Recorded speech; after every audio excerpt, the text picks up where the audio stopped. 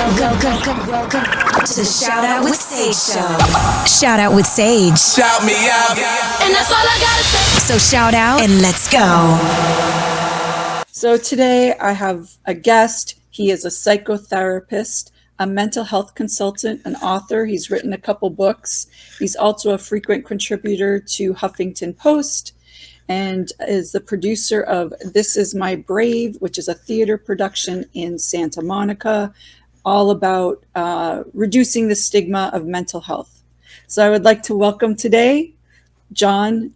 I don't want to mess up your last name. I'm sorry. Today we have John Tsilimparis. Tsilimparis. Tsilimparis. Okay. The T is silent? The T is silent. Yes. Okay. So today my guest is John Tsilimparis. Thank you for joining. Thank you for having me.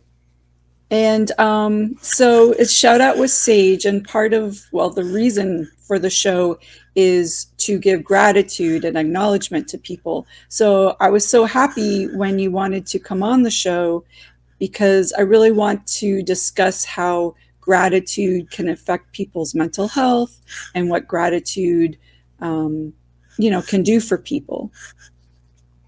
Yeah, I've been a therapist for so many years, 28 years now. And besides the, your typical traditional talk therapy and giving people tools to manage their anxiety, their depression, and their symptoms, a big component that I know a lot of therapists don't use is to try to help patients cultivate gratitude. Gratitude and acceptance are two huge, enormous factors, and it's a daily practice. I have them do it on a regular basis, and a lot of it is based on, the Dalai Lama's book, The Art of Happiness. I'm not a huge Dalai Lama fan, but he has a great book called The Art of Happiness, and there's one chapter in there about gratitude, and what he says is that what many of us do is we wake up, especially in the Western world, we wake up in the morning and we typically compare ourselves to people that have more than us or people that are more fortunate than us. But what we never do is we never wake up in the morning and compare ourselves to people that are less fortunate than us, or at least wake up in the morning and just give gratitude for the things that we have instead of always thinking about the things that we want. And so if you have a pad of paper next to you and you list 3 things as basic as, I'm happy to be living in the United States, or I'm happy that it's a beautiful sunny day today, or I'm happy that I have all 4 of my limbs. Just starting your day that way has a huge contrasting difference than waking up in the day and feeling like, oh my God, I have to do this and I have to do that, and my life won't be better until I get this or that and stuff. So it's or just a way feeling overwhelmed with things. Yeah, it's a way to start your day in a positive way and to build resilience that way, as opposed to starting your day in deficit. So to your point, gratitude is extremely important, and even in psychotherapy. Right. What's the difference between gratitude and appreciation? That's a good question. I mean, I guess I can appreciate things in life, but giving gratitude is really, really giving thanks. Appreciating it is maybe acknowledging it in a lighter way. I don't know. To me, gratitude is just deeper. Right. It's deeper. And I actually have people do lists. Like one list is, name 3 people or 2 people in your life that you're grateful to have in your life and why. Another list is list 3 things in your life that you're grateful to have right now, whatever that is, a situation or a place or a thing. And then most importantly, listing 3 things that give your life meaning. What is that? Humor? Is it music? Is it the weather? Is it your ability to exercise still? Is it your job? Things like that. And do you find this is important? I would think with COVID and people, being, not being able to have the same type of freedom that we once had, I would imagine being thankful for things and showing gratitude would maybe help with our mental capacity during the last few years. It does. And it helps to build resistance. There's a big difference between, oh my God, we're in a pandemic and the US government's going to shut down. Life is over for everybody. Nothing's ever going to get better. This totally stinks. Or the gratitude is all right, it's probably the worst time in our lives, and a lot of people have lost money and lost their businesses, and some people unfortunately have lost lives. But whatever, my community came together really well, and it's amazing to see this. Or I built a new relationship with some of my family members, or just looking at some of the good things that came out of all this. And there are many, many good things. I mean, the field of psychotherapy has drastically changed because of the pandemic, and a lot of it is good. Now, more people actually come to therapy. There's less people coming late to therapy. Again, more people showing up. It's true. I'm so sorry. It's okay, because think about it, Sage. If you remove all of the logistics to coming to therapy, traffic, skyrocketing gas prices, if you remove all of that, time, childcare, leaving work, if you remove all of that, and then you can do therapy from home, it's really quite easy for everybody. So more people have sought help. So there's a lot of good things to look at. There's less excuses for not going, or for not keeping an appointment, or whatever the excuse may be. Have you noticed a difference, like in people's overall attitude towards therapy and towards talking about problems? Yeah, I think it has kind of destigmatized mental illness a little bit, because now a lot of people have reported that, they feel like if you previously had a mental health condition and now the pandemic is here, people feel like the playing field is leveled now. Now people are saying, you see how I feel all the time, this excessive worry, this dread, this sort of complex grief that doesn't go away. So I've seen a lot of people actually thrive in this situation. But yes, the numbers are high. The numbers are really bad, actually. 93 or 94,000 people died last year from prescription drug overdoses. Oh, wow. And that's been much higher because of the pandemic. Much more cases of mental health condition episodes. Emergency room visits are up. So it's been pretty bad lately. We've been very busy as clinicians. How can someone, when let's say they're anxious and their brain's running in circles, what are some things they can do to maybe, quiet that down, or at least relax a little bit? What are some tips for that? So what I use is, a kind of cognitive behavioral therapy and a kind of mindfulness. Mindfulness is just developing a different relationship with your discomfort. So one of the ways is to remember that, and we all do this, Sage, you and I do it also, but people generally have an attachment to guarantees and an aversion to any kind of uncertainty. And so when you have an aversion to uncertainty all the time, you try to control things. You try to control, the weather, the stock market. You try to control people. You try to control traffic. And when we try to control, road rage comes in. Exactly. Yeah, that's part of it too. But so when you enlist control strategies and then these things don't work, your anxiety and your worry gets worse. So I have have people focus on three things. And one is, do I have an excessive need for control about a particular thing? Meaning, am I attached to some guarantee about something? And do I want results immediately? Am I results oriented? Two is, do I have perfectionistic thinking? Do I think in all or nothing terms? I either do great today and I get praised by my boss and I get praised by my spouse and my kids, or I don't, and then all of a sudden I'm a failure. So it's looking at how we use all or nothing black and white thinking. And then the third one is a reliance on others for approval. If I'm people pleasing and I'm seeking it, people to like me and I don't want to disappoint anybody, that's going to cause anxiety. So I have people focus on, to answer your question, sorry, it's a long answer, but I have people focus on what style of thinking am I using? Is it excessive need for control? Is it perfectionism? Or is it reliance on others for approval? And then once I notice and I categorize that, I ask them to pull back, take 5, and redirect your thinking and let go of those 3 for now. You'd be shocked at how your anxiety comes down. What exactly is anxiety? Like, I know for myself, it's like my brain just starts like running. I mean, is that anxiety? Like, I don't even know. Yeah. Okay. Yeah. And so a lesser form of anxiety is what we call stress. Okay. But remember, everyone has a built-in fight or flight or threat response system. So the brain always scans the horizon for dangers and stuff. Yeah, for And the you have tiger running across the horizon that we don't have anymore, right? exactly. So you can blame this on your hairy ancestors that this adaptive function was placed in there to protect us. Right. If it wasn't there, you would have been hit by a car a long time ago and you would never have gone to the doctor. So anxiety is a reaction to a perceived fear.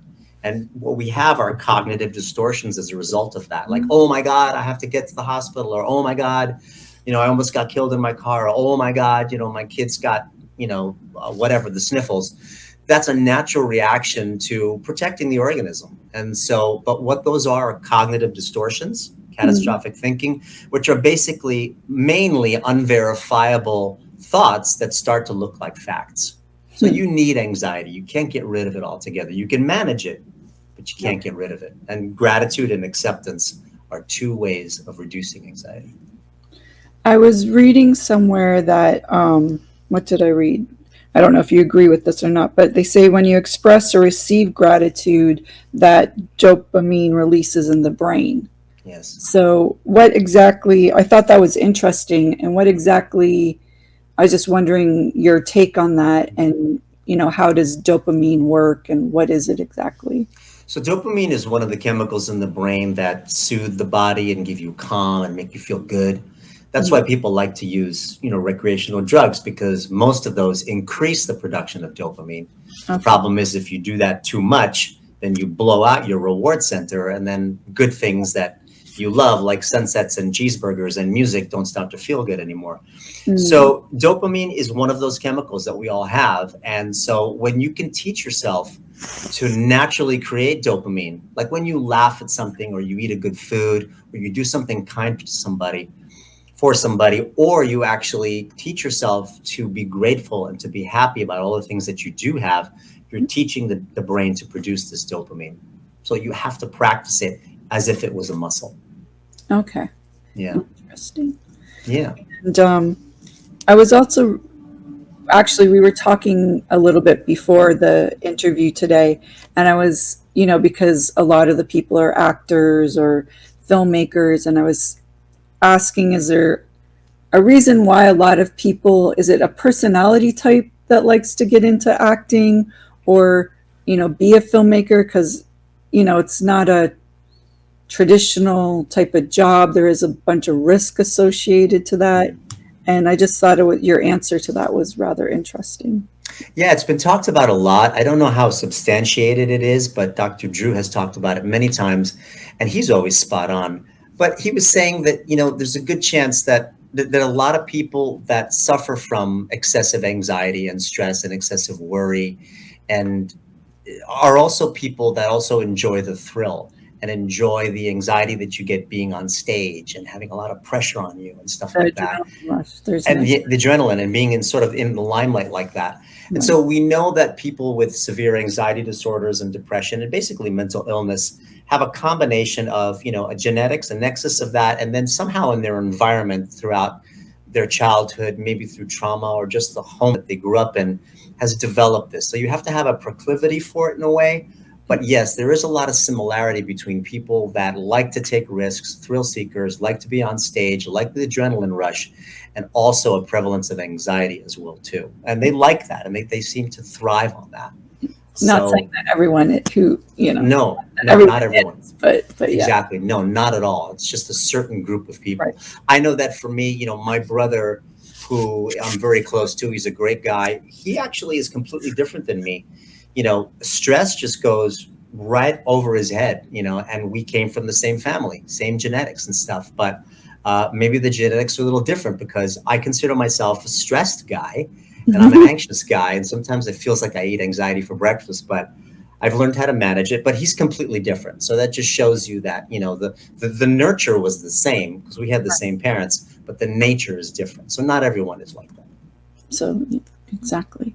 I was also reading that about positive thoughts and trying to reprogram your brain. Is that possible?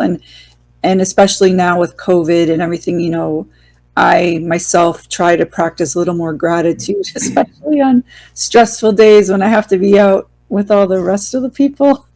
Yeah. So how does that work? How can you reprogram your brain? I just thought that was really interesting. Yeah, there's a lot of research out there on it. And so supposedly the brain is able to change itself.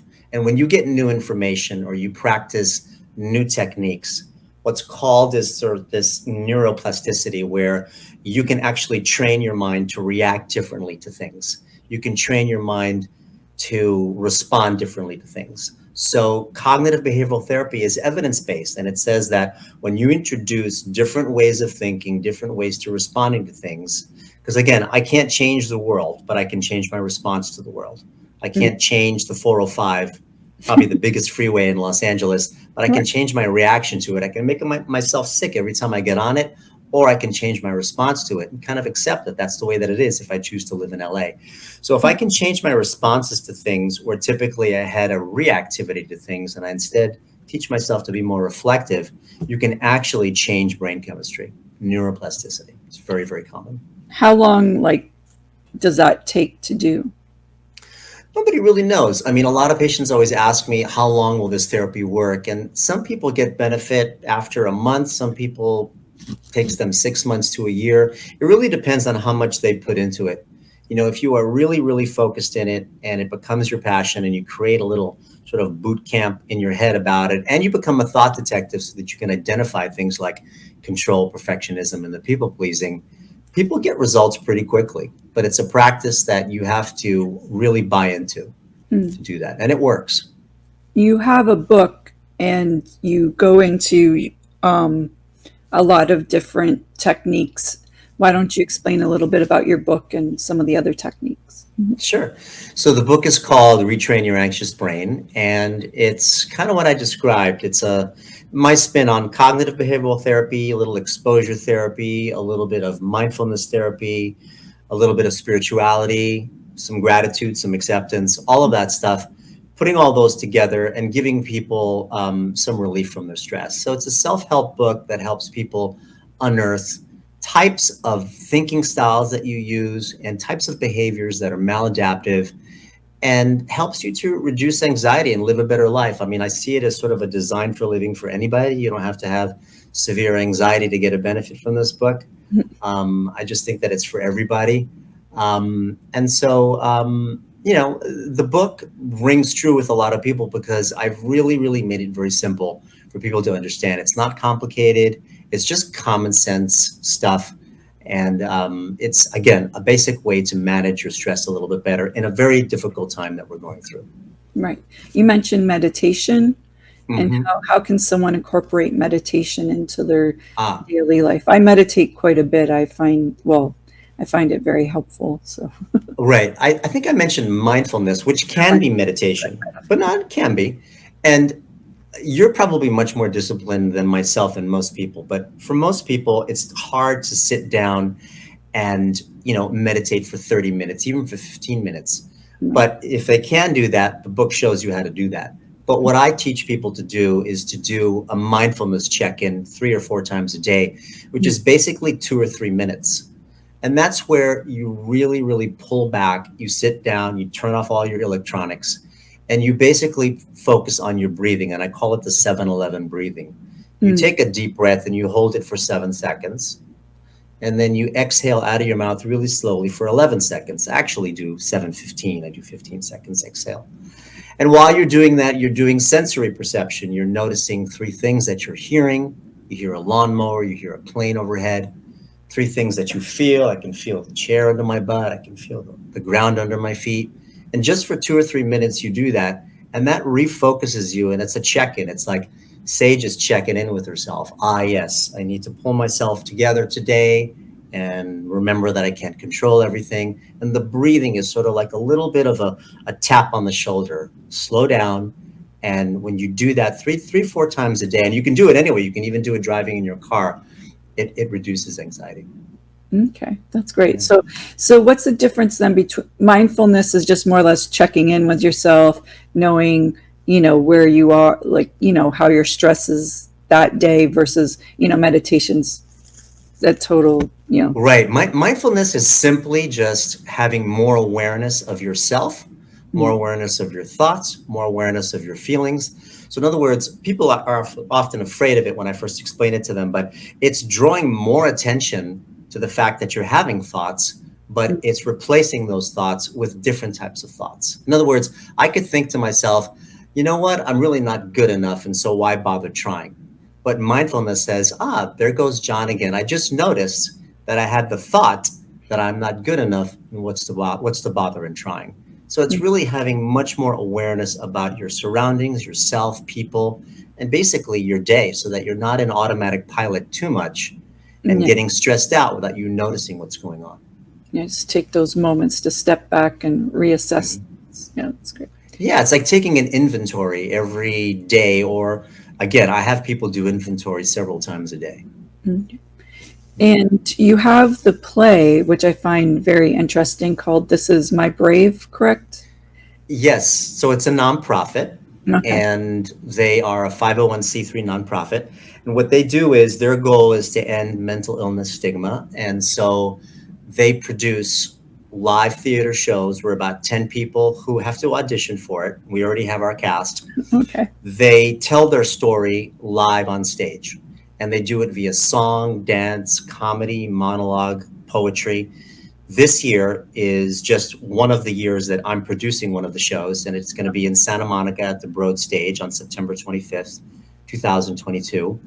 And it isn't a scripted play. It's just 10 people telling their story. And, they've done 62 shows, 63 shows. Yeah, so this is just another show that we're doing. There's 4 or 5 others being done simultaneously around the country. And it's really powerful. It's a way to get mental illness out of the shadows and kind of into the spotlight and remove that stigma. So they just get up there and talk just freely, like improv, more or less? Yeah, it's a variety show. So this year we have 3 musicians. We have 1 comic, we have 3 poets, we have 3 other monologues. Is that 10? I can't remember. They just go one at a time, and they just come up, and the theater seats 500 people. The theaters are usually always packed. Wow. And it's very emotional. It's like going to a concert.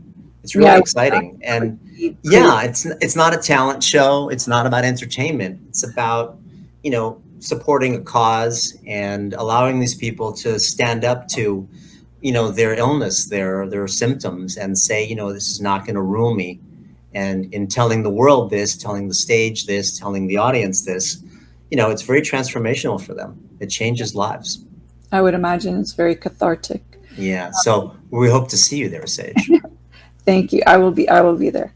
Good. And what type of issues do these people have, like, runs the whole gamut? Like, what type of issues are we talking about? It's varied. It's a lifetime of depression, addiction, bipolar disorder, psychotic breaks, all kinds of stuff.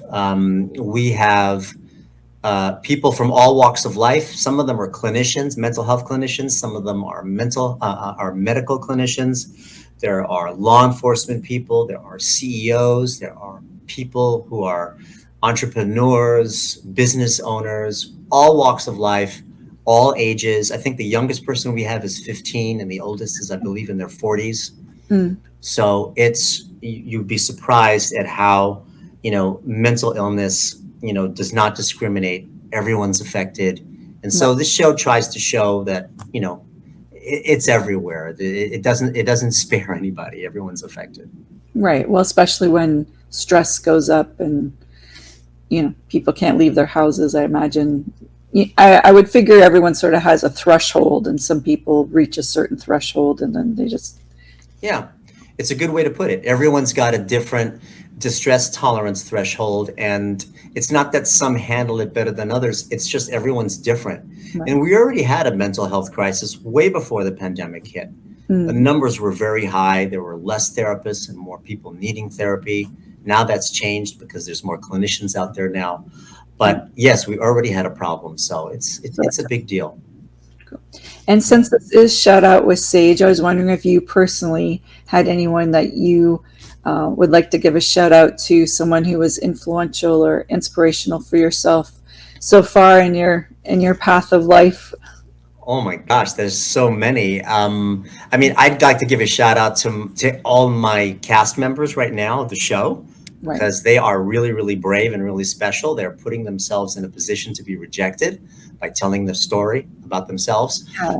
And everybody on my team, I unfortunately only have 4 people on my team. We wish we had more, but they're all great. Everyone's volunteer. All the proceeds of the show and all of the donations that we've gotten, everything goes back into the community. So everybody that contributed, everybody that sponsored us gets a shout out. And I've got so many mentors and psychotherapists that have helped me over the years. One is a woman named Claire Ciliata. Another one is called Marcia Jacobs. The list goes on. So thank you for asking me to do that. Oh, no worries. Well, yeah. Point of the show. So one last, did you want to give one more last little shout out for your play, for your show? And yeah. So if people are interested in the show and they want to attend, they can go to our Instagram page, which is, well, you could go to the website, which is thisismybrave.org. So it's 4 words together, thisismybrave.org.